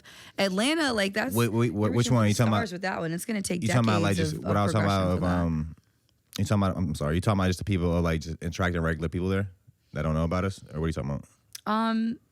Well, what you were just talking about when I interrupted you, to say that, I guess. You were saying, like, you said this year, like, there's a lot of things are going to change. So what I think is going to change, like I'm saying, I think just we're going to have multiple people start going viral. And what that means is, now imagine we go viral. Imagine Who's Next 757 goes viral. Gift of Hands keep going viral. Kai Infinite go viral. All these people start going viral, and we start actually making waves in the game as a whole, in the real game, in the worldwide fucking entertainment game. That's what's gonna happen. You're gonna see multiple people out here start going viral and going up worldwide, nationwide. How is that gonna happen though? I guess that's what my question is. Why would us keep dropping? Look, so in my view, the real key players out here, what we're doing, which I will include us in that, a few other, but a lot of other people. I'll give you credit for that. We don't really care too much what's happening, like what a city, like we love the city that's supporting us. We tapping in with everybody from the city, but we're trying to go worldwide. Right. Our job right now is to blow up. Right. Like and keep doing content with people from this area. So we're not really trying to, we don't get caught in the rat race of the local rat race because we know that we're not there yet. When we blow up, that's when we're there. When we can start making way. When we drop some shit today and they talking about it in LA and they talking about it nationwide, worldwide, that's when we're up. And that's only gonna happen if we do the work. Every creative out here, I think, is to some extent making excuses and not taking responsibility for their work ethic that plays into them blowing up. So we do episodes every week. We do skits like every week. We do a lot of shit. And I still say we're not doing enough, right? So when the artist is out here dropping one song every 6 months, doing like no shows, you don't see him doing shit. Like, bro, you just not doing enough. Like, I don't care how hard you are. Right. So when I hear people talking shit about the city, like we don't support each other out here, this, that, I'm like, bro, you missing the whole point. It doesn't matter. You have to go up. You have to go viral across the whole world. Like, stop worrying about if somebody out here is fucking with your shit. And believe me, there is support out here. I know a lot of artists out here that are genuinely, like, loving to see other people win. Because they know, if you really doing this shit, you know that nobody else can stop your success other than you. Right. The only way you can fail is if you stop. So only people that, like, don't really believe in themselves even think that way. Like, oh, bro, winning, I can't win now. Like, nah, bro. Tighten up. Like, really do that shit. Like, if you're really doing it, you're going to find a way. There is no excuse. Literally. You know what I'm saying? So, like, that's what I'm saying. Why I think things are going to change is literally people are just going to go viral. You're going to see people actually start having more success. Like, Gifted, we're talking about how he kind of was an inspiration for the city, this, that. You're just going to start seeing more of that. You're going to start seeing a lot of artists go viral, and then it's going to inspire everybody else even more that it seems possible. Which is gonna make everybody else. It's definitely possible, but also my bad catch. Also every time somebody that pops, it makes it seem possible and it makes people work together more. I kind of noticed that too. Like when Gifted popped a little bit, it made people want to work together more. Yeah. So I think success will do that too. It's like human psychology. If there's no food and we are starving, that's when people kill each other for food. But if everybody's eating and we're winning, we all happy and we loving each other. That's literally how it works. So that's also why that mindset that people have about VAs, because we're really not winning yet, and that's just how humans are. We all talking shit about each other, fighting right here because nobody's winning yet. But right when you start seeing a few people win, watch how the atmosphere change. As long as people stay humble, but just that's really rare and not common around here. But I think it's very possible. I mean, how is it not common? You got Gabe now. Whatever I can to help to inhibit. I mean, that. who do you see with success that's not humble out here? Because I would say I see a lot of people with success that are humble. I'm not about to be calling nobody out for not being humble. You ain't gotta say that. You ain't gotta say that. You ain't gotta say that. We ain't about to start. We can talk about that, but we can stay on the positive. Like, I would say a lot of people that have good success. I don't have a specific person in mind. No, and I don't want you to say. I shouldn't even ask. I don't want you to put nobody on the spot like that. No, it's really more the attitude, like people in Virginia, not even just artists, people like Virginians. You know what I'm saying? Like, I mean. And I'm a Capricorn, so I'd easily be like, look, we the shit. You know what I'm saying? Like, what we got going on, like, if you know, like, you got this product and it's amazing and this song or whatever, like, you know what I'm saying? And you should be confident and you need to be confident in what you've got to sell it and to influence people and to convince people that it's whatever you think this thing is amazing, and then they want to have it too.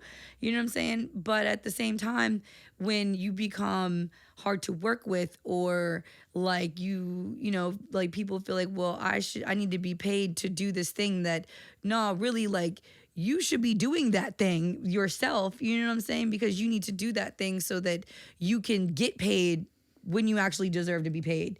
You know what I'm saying? But artists, there's a lot that's happened in this area that I think is jaded artists, and they felt taken advantage of, and that they've had like pay to play or whatever, and they don't get any value out of it. But I really think most of that is bad marketing and just not actually having a plan or strategy in place and executing things on purpose versus just doing things. And I say that from a place of complete personal experience, being an entrepreneur who's like created my own businesses multiple times from scratch, like from massage school. You know what I'm saying? You said like, juice bar too, right? You still own juice bars? I don't. I shut down my brick and mortar that was in Military Circle Mall, which, rest in peace. I shut that down the end of 2018. But I did like a good 5-6 year stretch then. Then I came back on this side. I ended up in timeshare and sales and marketing and really learning that, you can convince people to do just about anything if you know how to, you know what I'm saying? If you know how to talk to people and read a situation, that sort of thing. So I came back and went back into juice bars and helped to develop out, some others. But, massage therapy was my first, actually. I went to massage school before I went to college for business and marketing. And everything has always been like guerrilla marketing from the ground up, creating something without a budget. Like I've done that for 15 years, almost 20 years.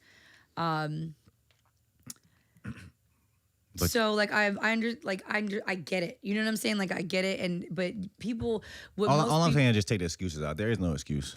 What I'm saying is like you either do it or you don't. Yeah, and if you feel like something's valuable to you, you pay for it. If you don't feel like it's valuable to you, you don't. You know what I'm saying? But there's people out here that are like, so like, I'm not paying to do this. I'm not paying for that. I don't want to pay for this. Okay, but you don't understand that if you just paid that couple of $100s, look at what it would get you. Look at how much further you would be with what you're doing if you could apply the resources that this investment, like could actually provide for you.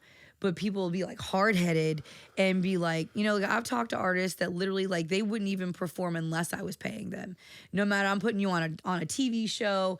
This is gonna be on Roku because I'm dropping my own Roku channel. Like I guarantee you it's gonna be on TV, but I'm also shopping it to major networks to get this picked up. You know what I'm saying? Like that, or the opportunity to travel and be in festivals. And like I took artists to New Orleans for Essence Festival. Now, granted, they did the what was it? The Essence of Indie was an indie festival, like right outside of the Essence Festival, like in the footprint.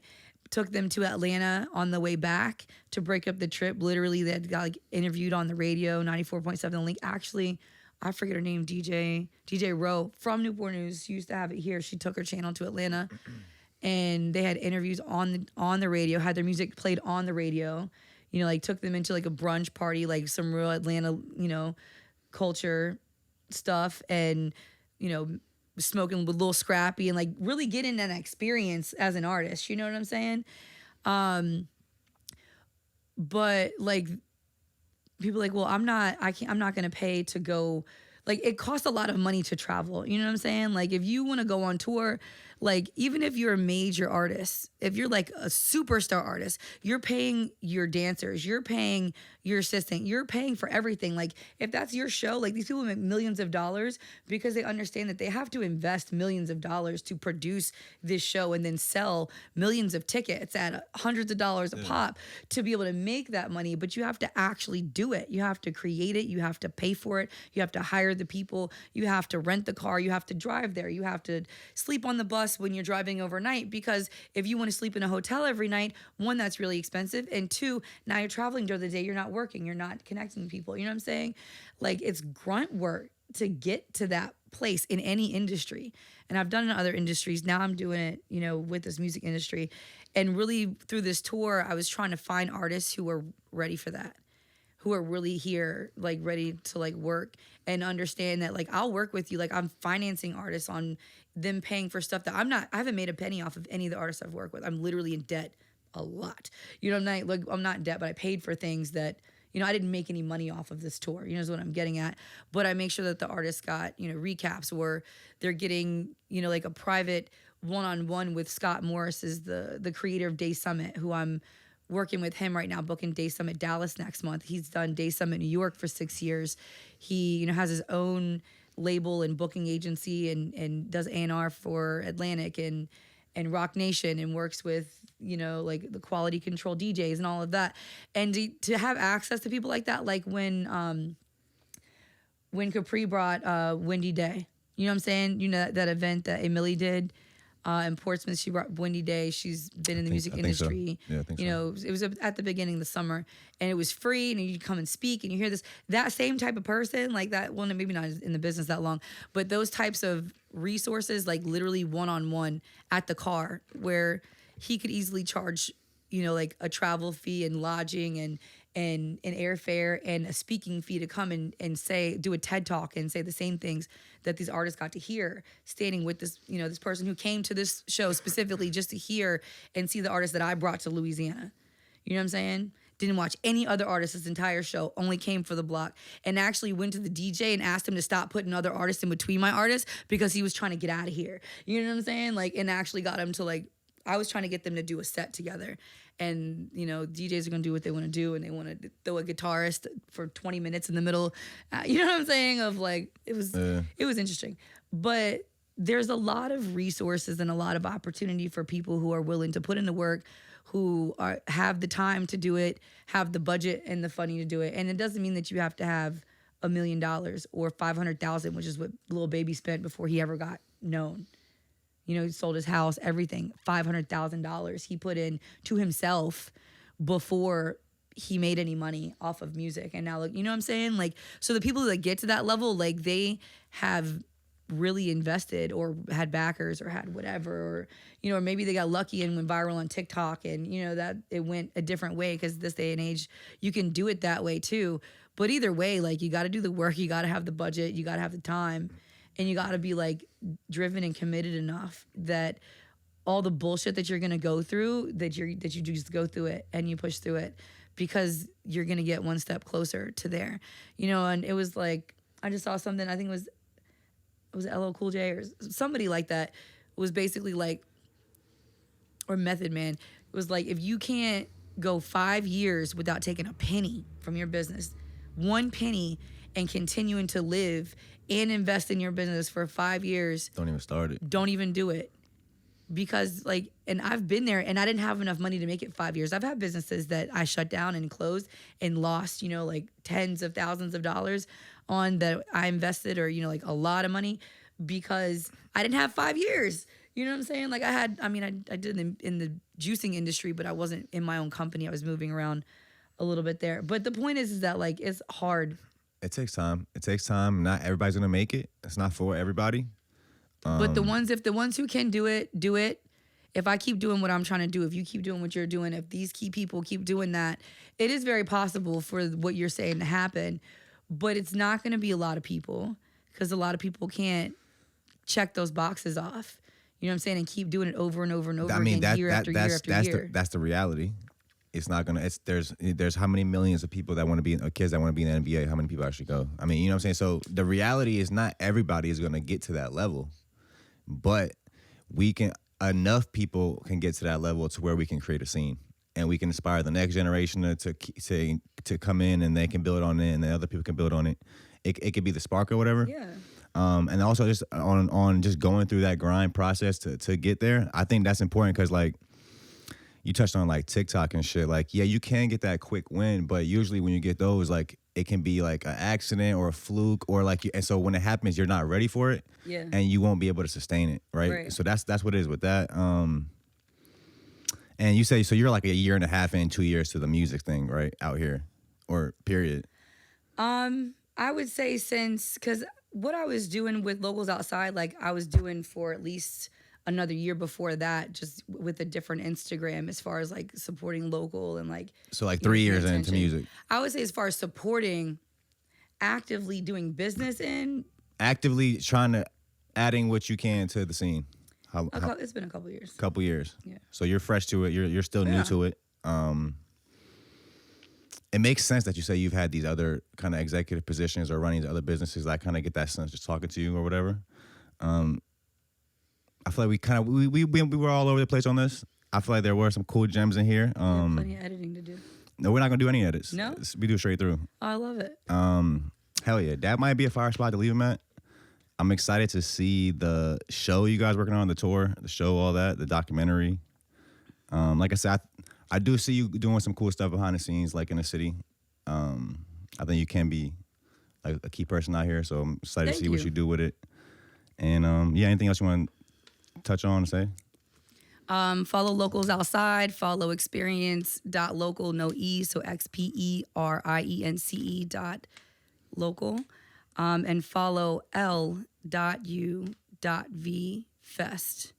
There's nothing up there right now. That'll be all in the description. Yeah, go ahead and follow that, because that's where you're going to see some cool things start to come up for 2024. Hell yeah. Let me see. I mean, I feel like that was selfish for me. Like, what do you want to leave him with? I'm like, well, follow me. You know what I'm saying? Yeah, that'll be in the description. I would rather leave off with something a little bit more impactful. Okay. No matter what happens, if you feel like in your heart that you're doing what you're called to do, don't stop. No matter what. You will lose people, you will lose money, you will lose jobs, you will lose your sanity, you'll probably lose your health here and there. But you got to go through all of that to figure out who you really are on the inside. You got to shed all these layers of your ideas of who you think you are, what you think you can do, because you have to actually go do it and fail at it to figure out how to do it, right? Just don't give up, because that's the only thing that, like, to me, to get where I've gotten now, like, I've not worked for anybody in my adult life. You know what I'm saying? Like, maybe 3 to 4 years total out of my adult life. I'm about to be 38 years old, because celebrating 20 years out of high school this year. My 10 years next month, our reunion. Yeah. My bad. No, you're good. What school did you graduate from? Warwick. Oh, yeah. Are you okay? Yeah, no, I'm totally good. I'm totally good. But at the same time, like, I'm a mother. I'm a single mother. Like, I have twin boys that are 16 going on 17. Like, I'm going through life right now. Like, while we're sitting here talking about going on tour and working with artists and doing shows and all that, like, I'm going through, like, real life shit. You know, I'm like, as a person. So, like, it's hard sometimes to keep your composure when you're talking about something. But no matter what I'm going through right now, like, you're not going to see me stop. No matter the bullshit that I deal with from the people that I deal with that don't want to see me succeed, or whatever they feel. Like, I don't care what people think about me or what they feel or what they say. And people are going to continue to say whatever they want to say.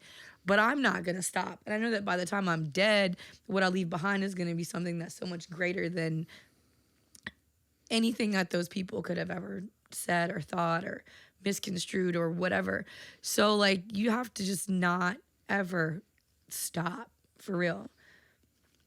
Magic Johnson has not stopped. You know what I'm saying? Like, do you know what he does now? Like, you have, like, he's now like a co-owner of a football team, and, you know, has everything else, like all these businesses, because even though basketball was his thing, like, he just never stopped. He always pushed harder, like, you know, figured it out, went to the next step. And a lot of people give up. You know, we have way too many people this day and age, and I think in the younger generations, and that they just give up. You know what I'm saying? Like, they give up on life. The suicide level is super stupid high for, you know what I'm saying? Like don't stop. You just gotta, and if you don't have that one thing that makes you like feel that way, then you're not doing the right thing. You need to do something else. You need to figure out what it is that makes you do this. You know what I'm saying? Like, makes you... I'm sorry for laughing, but it's like... No, laugh. I want you to laugh, because, like, I'm not... Like, I'm totally good, and I'm not, like, boo-hooing, crying. It's embarrassing that I can't, like, not... No, I'm listening to you, and you're completely right. Like, you know, not do it. But that's, like, I have no poker face. Like, I'm, like... If anything else, you know, I'm authentic, and that what I say is what I mean, and what I'm doing my best to execute. But I'm still a human being, you know what I'm saying? Like, I'm not always gonna make the right decision or keep my cool. Like, I'm spaz on something. Like, don't call me red for the color of my hair. You know what I mean? Like, oh, you be spazzing on people. Whole time I love the video at Toronto Lounge. How much she was beating up the owner the whole time. No, knocked him out. Shit. Like, no, you're completely right. He deserved that. It's hard. It's hard going through this game. Yeah, it's hard trying to go up in music and entertainment. It could be dark. It could be depressing. But I think. I like to believe, I'm an optimist. So I like to always believe if I do my best and I feel like this is what God wants me to do, so I always have faith in that and it's going to work out. So all I really can do is be myself and do good business and have faith that there's other people out there that do that too, right? Yeah. And try to surround myself with those people. Right. Because it's easy to have, it's like your outlook on the world, it affects your world. So if I'm going through, It is your world. right? It is your world, right? So it's like if I'm going through life believing like, yo, everybody out here is a shitty person, nobody's doing good business, this and that. So it's like, damn, what's the point then? Right. But me, it's like I've experienced like doing like cool things with good people. So it's like now that's like my foundation of like, when I meet somebody, in my mind, I give them the benefit of the doubt. So I'm gonna believe you're good before you show me otherwise. Yeah. And that's what I choose to do that for my sanity, right? Yeah, I'm so the it's same like, way. And a lot of times can't be hard. We're all figuring it out. Like so you're new to this game out here too. So this is all part of it, I would say. Yeah, pay the I don't dues, know. man. Thank you for sharing with me. Yeah, sorry for getting so emotional. No, They're this was great for me. I think you're the first person to cry on the show. That's kind of a I didn't cry. new level for us. It's a tear duct On a positive malfunction. note. Come on, hell I did yeah! not cry. Thank you, Christina. Red doesn't cry. No, I'm kidding. I appreciate you. We appreciate you guys for tuning in. All her links will be in the description. Hell yeah! This Peace. is a treat. Thank you. Thank you.